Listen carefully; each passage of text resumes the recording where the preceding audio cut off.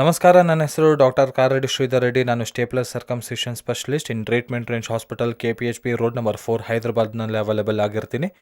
So ಬಹಳ ಜನರಲ್ಲಿ ಪುರುಷರಲ್ಲಿ ಬರೋ ಚರ್ಮದ ಇಶ್ಯೂಸ್ ಬಗ್ಗೆ ಬಹಳ ಜನಕ್ಕೆ ಐಡಿಯಾ ಇಲ್ಲ. ಇವತ್ತು ನಾವು ಈ ವಿಡಿಯೋನಲ್ಲಿ ಬ್ರೀಫಾಗಿ ತಿಳ್ಕೊಳ್ಳೋಣ. ಸೊ ಈ ಪುರುಷರಲ್ಲಿ ಚರ್ಮ ಏನಿರುತ್ತೆ, ಅಂಗದ ಮುಂದೆ ಇರುವ ಚರ್ಮ, ಅದನ್ನು ನಾವು ಫೋರ್ ಸ್ಕಿನ್ ಅಥವಾ ಪ್ರೆಫ್ಯೂಸಲ್ ಸ್ಕಿನ್ ಅಂತೀವಿ. ಈ ಸ್ಕಿನ್ ಏನಿದೆ ಫ್ರೀಯಾಗಿ ಮೂವ್ ಆಗ್ತಿರಬೇಕು, ಅದು ಹಿಂದಕ್ಕೆ ಮುಂದಕ್ಕೆ ಫ್ರೀಯಾಗಿ ಮೂವ್ ಆಗ್ತಿರಬೇಕು. ಆಗ ನಮಗೆ ಇಂಟರ್ಕೋರ್ಸ್ ಮಾಡುವಾಗ ಯಾವುದೇ ರೀತಿಯಾಗಿ ಪೇಯ್ನ್ ಬರಲ್ಲ, ಯಾವುದೇ ರೀತಿ ಬ್ಲೀಡಿಂಗ್ ಇರಲ್ಲ, ಅದರಿಂದ ಅಂಗಸ್ತಂಭನ ಕೂಡ ಚೆನ್ನಾಗಿರುತ್ತೆ. ಆದರೆ ಬಹಳ ಜನಕ್ಕೆ ಏನಾಗುತ್ತೆ ಅಂದರೆ ಆ ಅಂಗದ ಒಂದು ಮುಂದಿನ ಚರ್ಮ ಟೈಟಾಗಿ ಮೂವ್ ಆಗುತ್ತೆ. ತುಂಬ ಜನ ಇದನ್ನು ನೋಟಿಸ್ ಮಾಡಿರಲ್ಲ. ಇದು ಆ್ಯಕ್ಚುಲಿ ಚಿಕ್ಕ ವಯಸ್ಸಿನಲ್ಲಿ ಸ್ಟಾರ್ಟ್ ಆಗ್ತಿರುತ್ತೆ, ಹುಟ್ಟಿದಾಗಲೇ ಸ್ಟಾರ್ಟ್ ಆಗಿರುತ್ತೆ.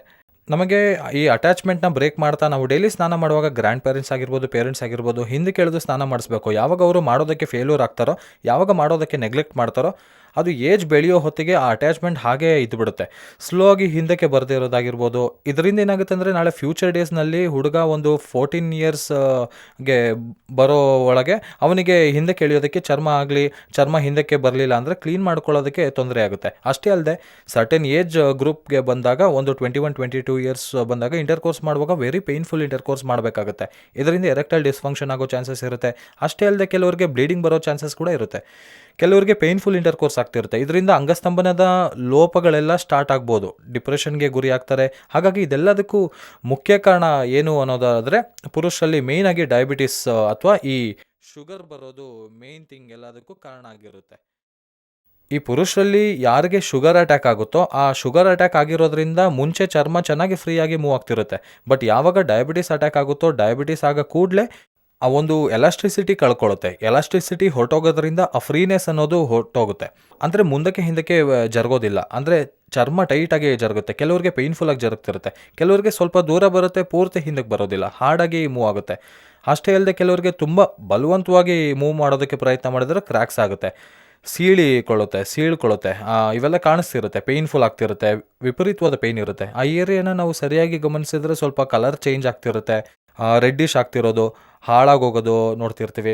ಹೀಗೆ ಇದ್ದು ಸರಿಯಾಗಿ ಕ್ಲೀನ್ ಮಾಡ್ಕೊಳ್ಳಿಲ್ಲ ಅಂದರೆ ಒಳಗೆ ಇರೋ ಸ್ಮೆಗ್ಮಾ ಏನಿರುತ್ತೆ, ನಮಗೆ ಚರ್ಮದ ಮೇಲೆ ಹೇಗೆ ನಮಗೆ ಬೆವರು ಬರುತ್ತೋ ಹಾಗೆ ಒಳಗೆ ಸ್ಮೆಗ್ಮಾ ಅನ್ನೋದು ಒಂದು ಬಿಳಿ ದ್ರವ್ಯ ಫಾರ್ಮ್ ಆಗುತ್ತೆ. ಅದನ್ನು ನಾವು ಪ್ರತಿದಿನ ಕ್ಲೀನ್ ಮಾಡ್ಕೊಳ್ಳಿಲ್ಲ ಅಂದರೆ ಅದು ಮೆಲ್ಲಗೆ ಜಿಗಿಟ್ಟು ರೀತಿ ಹೊರಗೆ ಬರೋದು, ಫೌಲ್ ಸ್ಮೆಲ್ ಬರೋದು, ಒಂದು ರೀತಿಯಾದ ವಾಸನೆ ಬರೋದು, ನವೆ ಆಗೋಗೋದು, ಈ ಥರದ್ದೆಲ್ಲ ನೋಡ್ತಿರ್ತೀವಿ. ಇದನ್ನೇ ನಾವು ಬೆಲೆನಿಟೀಸ್ ಅಂತೀವಿ. ಈ ಬೆಲೆನಿಟೀಸ್ ಅಂದರೆ ಏನಂದರೆ ಈ ಸ್ಕಿನ್ದು ಒಂದು ಲಕ್ಷಣ. ಈ ಫೋರ್ ಸ್ಕಿನ್ನ ಒಂದು ಲಕ್ಷಣ ಏನಿರುತ್ತೆ, ಅದು ನಾವು ಹೇಳ್ದಂಗೆ ಕಲರ್ ಬದಲಾಗೋಗೋದು, ಸಿಗಾಕೊಳ್ಳೋದು, ಕೆಂಪಗಾಗೋಗೋದು, ಇವೆಲ್ಲ ಲಕ್ಷಣಗಳು ನೋಡಿದ ನಂತರ ನಾವು ಅದನ್ನು ಬೆಲೆನಿಟೀಸ್ ಅಂತೀವಿ. ಈ ಬೆಲೆನಿಟೀಸ್ನ ನಾವು ಹಾಗೆ ಬಿಟ್ಬಿಟ್ರೆ ಏನಾಗುತ್ತೆ ಅಂದರೆ, ಸ್ಲೋ ಆಗಿ ಬೆಲೆನಿಟೀಸ್ ಅನ್ನೋದು ಅಂಗಕ್ಕೆ ಕೂಡ ಅಟ್ಯಾಚ್ ಆಗೋಗೋಕ್ಕೆ ಸ್ಟಾರ್ಟ್ ಆಗುತ್ತೆ.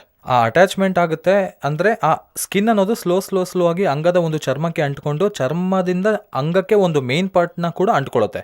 ಅದನ್ನು ಗ್ಲ್ಯಾನ್ಸ್ ಅಂತೀವಿ ನಾವು. ಆ ಗ್ಲ್ಯಾನ್ಸ್ ಕೂಡ ಅಂಟ್ಕೊಳ್ಳುತ್ತೆ. ಹಾಗಾಗಿ ಇದನ್ನು ಬೆಲೆನೋಪಾಸಿಟಿಸ್ ಅಂತೀವಿ.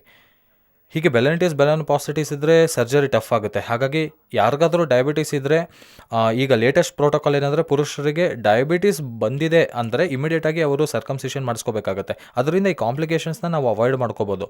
ಸೊ ಸರ್ಜರಿ ಆಪ್ಷನ್ಸ್ ಏನಿರುತ್ತೆ, ಜೊತೆಗೆ ಮೆಡಿಕಲ್ನಲ್ಲಿ ಏನಾದರೂ ಆಪ್ಷನ್ಸ್ ಇದೆಯಾ ಅಂದರೆ, ಯಾವುದಾದ್ರೂ ಔಷಧಿಗಳಿದೆಯಾ, ಜಸ್ಟ್ ಶಾರ್ಟ್ ಟರ್ಮ್ಗೆ ಉಪಯೋಗಕ್ಕೆ ಬರುತ್ತೆ. ಅಂದರೆ ಲಾಂಗ್ ಟರ್ಮ್ಗೆ ಏನಾದರೂ ಉಪಯೋಗಕ್ಕೆ ಬೇಕು ಅಂದರೆ ಅದು ಯೂಸ್ ಆಗಲ್ಲ. ಅದು ಬಂದಾಗೆಲ್ಲ ಆಂಟಿಬಯೋಟಿಕ್ ಬಳಸೋದು, ಕ್ಯಾಂಡಿಡ್ ಕ್ರೀಮ್ ಬಳಸೋದು, ಈ ಥರದ್ದೆಲ್ಲ ನಾವು ಸ್ವಲ್ಪ ಮಟ್ಟಿಗೆ ಕಂಟ್ರೋಲ್ ಮಾಡ್ಬೋದು ಅಷ್ಟೇ. ಬಟ್ ಯಾವಾಗ ಕ್ರ್ಯಾಕ್ಸ್ ಫಾರ್ಮ್ ಆಗುತ್ತೋ, ಕ್ರ್ಯಾಕ್ಸ್ ಹೀಲ್ ಆಗೋದಾಗೆಲ್ಲ ಚರ್ಮ ಹತ್ತತ್ರಕ್ಕೆ ಬರೋದಕ್ಕೆ ಸ್ಟಾರ್ಟ್ ಆಗುತ್ತೆ. ಮುಂದಿರೋ ಚರ್ಮ ಫ್ರೀಯಾಗಿ ಮೂವ್ ಆಗ್ತಿದೆ, ಚರ್ಮ ಅಟ್ಯಾಕ್ ಆಗಿ ಆ ಚರ್ಮದಲ್ಲಿ ಕ್ರ್ಯಾಕ್ಸ್ ಬರೋದ್ರಿಂದ ಪೂರ್ತಿ ಟೈಟ್ ಆಗೋಗುತ್ತೆ. ಚರ್ಮ ಟೈಟ್ ಆಗೋದ್ರಿಂದ ಹಿಂದಕ್ಕೆ ಬರೋದಿಲ್ಲ. ಸೊ ಇಂಥವ್ರಿಗೆ 100% ಸರ್ಜರಿ ಒಂದೇ ಸೊಲ್ಯೂಷನ್. ಈ ಸರ್ಜರಿ ನಮ್ಮ ಟ್ರೀಟ್ಮೆಂಟ್ ರೇಂಜ್ ಹಾಸ್ಪಿಟಲ್ನಲ್ಲಿ ಮಾಡೋ ಮೆಥಡೇ KSR ಸ್ಟೇಪ್ಲರ್ ಸರ್ಕಮ್ಸಿಷನ್ ಸರ್ಜರಿ. ಇದರಲ್ಲಿ ಏನಾಗುತ್ತೆ ಅಂದರೆ, ಆ ಮುಂದೆ ಇರುವ ಚರ್ಮ ಏನಿದೆ, ಆ ಚರ್ಮನ ಒಂದು ಸ್ಟೇಪ್ಲರ್ ಅನ್ನೋ ಮಿಷಿನ್ನ ಯೂಸ್ ಮಾಡಿ, ಈ ಮಿಷಿನ್ ಏನಿದೆಯೋ, ಈ ಸ್ಟೇಪ್ಲರ್ ಏನಿದೆಯೋ, ಈ ಸ್ಟೇಪ್ಲರ್ನ ಕಂಪ್ಲೀಟ್ ಡಿಸ್ಪೋಸಬಲ್ ಸ್ಟೇಪ್ಲರ್ ಅಂದರೆ ಒಂದು ಪೇಷಂಟ್ಗೆ ಯೂಸ್ ಮಾಡಿ ಇನ್ನೊಂದ್ಸತಿ ಬಿಸಾಕ್ಬಿಡ್ತೀವಿ. ಇದರಿಂದ ಏನಾಗುತ್ತೆ ಅಂದರೆ ಕ್ರಾಸ್ ಇನ್ಫೆಕ್ಷನ್ ಇರಲ್ಲ. ಈಗ ಝೀರೋ ಕ್ರಾಸ್ ಇನ್ಫೆಕ್ಷನು, ಅದರಿಂದ ಸೈಡ್ ಎಫೆಕ್ಟ್ಸ್ ಇರಲ್ಲ, ಝೀರೋ ಸೈಡ್ ಇನ್ಫೆಕ್ಟ್ಸು. ಇದರಿಂದ ಏನಾಗುತ್ತೆ ಅಂದರೆ, ಎಂಥ ಈಸಿ ಸರ್ಜರಿ ಆಗುತ್ತೆ ಅಂದರೆ, ಜಸ್ಟ್ 5 to 6 ಮಿನಿಟ್ಸಲ್ಲಿ ಸರ್ಜರಿ ಆಗುತ್ತೆ. ಆ್ಯಂಡ್ ಹಾಫ್ ಆನ್ ಅವರ್ನಲ್ಲಿ ಪೇಷಂಟ್ನ ಡಿಸ್ಚಾರ್ಜ್ ಮಾಡಿ ಕಳಿಸ್ಬೋದು. ಅವ್ರು ಆ್ಯಸ್ ಯೂಶುವಲ್ ಮನೆಗೆ ಹೋಗ್ಬೋದು, ಅವ್ರು ಆ್ಯಸ್ ಯೂಶುವಲ್ ಆಫೀಸ್ಗೆ ಹೋಗ್ಬೋದು, ಅವರು ಹೋಗಿ ಮತ್ತೆ ಕೆಲಸಗಳು ನೋಡ್ಕೋಬೋದು. ಯಾವುದೇ ರೀತಿ ರೆಸ್ಟ್ರಿಕ್ಷನ್ಸ್ ಇರಲ್ಲ, ಯಾವುದೇ ರೀತಿ ಪಥ್ಯ ಇರಲ್ಲ, ಯಾವುದೇ ರೀತಿ ಡ್ರೆಸ್ಸಿಂಗ್ ಅವಶ್ಯಕತೆ ಇರಲ್ಲ. ಬೇಸಿಕ್ಲಿ ಯಾವುದೇ ರೀತಿ ಬ್ಲೀಡಿಂಗ್ ಇರಲ್ಲ, ಯಾವುದೇ ರೀತಿ ಊತ ಬರಲ್ಲ, ಯಾವುದೇ ರೀತಿ ಪೇಯ್ನ್ ಇರಲ್ಲ ಬೇಸಿಕ್ಲಿ. ಸೊ ಸ್ಮೂತಾಗಿ ನಡೆಯೋ ಸರ್ಜರಿ ಇದು. ಇದರಿಂದ ಯಾವುದೇ ಸೈಡ್ ಎಫೆಕ್ಟ್ಸ್ ಇರಲ್ಲ. ಸೊ ಪೇಷಂಟ್ ಇಮಿಡಿಯೇಟಾಗಿ ಡಿಸ್ಚಾರ್ಜ್ ಆಗೋದ್ರಿಂದ ಯಾವುದೇ ರೀತಿಯಾಗಿ ಡೇ ಕೇರ್ ಸರ್ಜರಿ ಇದು ಅಂತ ಹೇಳ್ಬೋದು. ಸೊ ಇದರಲ್ಲಿ ನಾವು ಯಾವುದನ್ನು ಮಾಡಬಾರ್ದು ಅನ್ನೋ ಕೆಲಸಗಳೇನೆಂದರೆ, ಇದರಲ್ಲಿ 2 ಕೆಲಸಗಳು ಮಾಡಬಾರ್ದು. ಒಂದು, ಅಂಗಸ್ತಂಭನ ಆಗದೇ ಇರೋ ಹಾಗೆ ನೋಡ್ಕೋಬೇಕು. ಅರ್ಲಿ ಮಾರ್ನಿಂಗ್ ಎರೆಕ್ಷನ್ಸ್ನ ಅವಾಯ್ಡ್ ಮಾಡಬೇಕಾಗತ್ತೆ. ಬೆಳಗ್ಗೆ ಅರ್ಲಿ ಮಾರ್ನಿಂಗ್ ಬೇಗ ಎದ್ದು ಆ ಕಡೆ ಈ ಕಡೆ ಓಡಾಡಬೇಕಾಗತ್ತೆ. ಆ್ಯಂಡ್ ಮುಖ್ಯವಾಗಿ 2ನೇ ವಿಷಯ ಏನಂದರೆ, ಯಾವುದೇ ಪರಿಸ್ಥಿತಿಯಲ್ಲೂ ಇಂಟರ್ಕೋರ್ಸ್ ಮಾಡಬಾರ್ದು. 1 ಮಂತ್ವರೆಗೂ ಯಾವುದೇ ಕಾರಣಕ್ಕೂ ಇಂಟರ್ಕೋರ್ಸ್ ಮಾಡಬಾರ್ದು. ಸೊ ಅಂಗಸ್ತಂಭನ ಒಂದು 2 ವೀಕ್ಸ್ವರೆಗೂ ಅವಾಯ್ಡ್ ಮಾಡಬೇಕು, ಇಂಟರ್ಕೋರ್ಸ್ 1 ಮಂತ್ವರೆಗೂ ಅವಾಯ್ಡ್ ಮಾಡಬೇಕು. ಆ್ಯಂಡ್ ಎಷ್ಟು ಕ್ಲೀನಾಗೆ ನಾವು ಕ್ಲೀನ್ ಮಾಡ್ಕೊಳ್ತೀವಿ, ಚರ್ಮನ ಹಿಂದೆ ಕೆಳೆದು ಎಷ್ಟು ಕ್ಲೀನಾಗೆ ನಾವು ಮಾಡ್ಕೊಳ್ತೀವೋ, ಆ ಪಿನ್ಸ್ ಮೇಲೆ, ಆ ಸಿಲಿಕಾನ್ ರಿಂಗ್ ಮೇಲೆ ಆ ಸೋಪ್ ನೀರಲ್ಲಿ, ನಾರ್ಮಲ್ ಸೋಪ್ ನೀರಲ್ಲಿ ಉಜ್ಜಿ ತೊಳೆಯೋದ್ರಿಂದ ಆ ಏರಿಯಾನಲ್ಲಿ ಫಾರ್ಮ್ ಆಗಿರೋ ಡರ್ಟ್ ಆಗಲಿ ಬೇರೆ ಏನು ಇಂಪ್ಯೂರಿಟೀಸ್ನೆಲ್ಲ ನಾವು ತೆಗೆದೇ ಕ್ಲೀನ್ ಮಾಡ್ಕೋಬೋದು. ಇದರಿಂದ ಹೀಲಿಂಗ್ ಫಾಸ್ಟ್ ಆಗಿರುತ್ತೆ. ಆ್ಯಂಡ್ 10 to 14 ಡೇಸ್ನಲ್ಲಿ ಸಿಲಿಕಾನ್ ರಿಂಗ್ ಬಿದ್ದೋಗುತ್ತೆ. ಸಿಲಿಕಾನ್ ರಿಂಗ್ ಬಿದ್ದೋಗೋದ್ರಿಂದ ಆ ಪಿನ್ಸ್ ಕೂಡ ಬಿದ್ದೋಗುತ್ತೆ.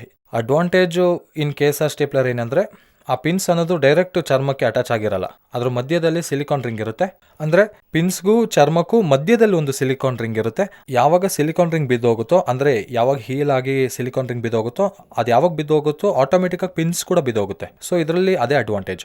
ಇದರಿಂದ ಯಾವುದೇ ರೀತಿ ಪೇಯ್ನ್ ಇರಲ್ಲ, ಯಾಕಂದರೆ ಆಟೋಮೆಟಿಕ್ಕಾಗಿ ಅದೇ ಬಿದ್ದೋಗುತ್ತೆ. ಸೊ ಮತ್ತೆ ಡಾಕ್ಟರ್ ಹತ್ರ ಹೋಗಿ ಎಕ್ಸ್ಟ್ರಾ ಡ್ರೆಸ್ಸಿಂಗ್ಸ್ ಆಗಲಿ, ಯಾವ್ದಾದ್ರು ಸ್ಯೂಚರ್ ರಿಮೂವಲ್ ಆಗಲಿ, ಆ ಪಿನ್ಸ್ ರಿಮೂವಲ್ ಆಗಲಿ ಕೇಳೋ ಅವಶ್ಯಕತೆನೇ ಬರಲ್ಲ. ಇದು ನಾನು ಹೇಳಿರೋ ಈ ಲಕ್ಷಣಗಳು ಯಾರಲ್ಲಾದರೂ ಇದೆ ಅಂದರೆ, ಇದು ಬೆಲೆನಿಟಿಸ್ ಆಗಲಿ ಬೆಲೆನೋಪಾಸಿಟಿಸ್ ಆಗಲಿ ಬಂದಿದೆ ಅಂತ ಅರ್ಥ. ಆ್ಯಂಡ್ ಡಯಾಬಿಟಿಸ್ ಬಂದಿದೆ ಅಂದರೆ, ಇದು ಖಚಿತವಾಗಿ ಡಯಾಬಿಟಿಸ್ ಪೇಷಂಟ್ಸ್ಗೆ ಬೆಲೆನಿಟಿಸ್ ಬಂದಿದೆ ಅಂತ ಹೇಳ್ಬೋದು.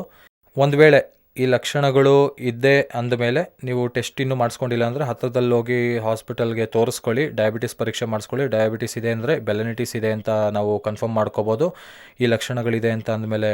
ಸೊ ಹಾಗಾಗಿ ನಮ್ಮ ಕೇಸ್ ಸರ್ಕಮ್ಸಿಷನ್ ಸರ್ಜರಿ ಮಾಡಿಸ್ಕೊಳ್ಳೋದ್ರಿಂದ ಇದನ್ನ 100% ಗುಣಮುಖ ಮಾಡ್ಕೋಬೋದು. Thank you very much.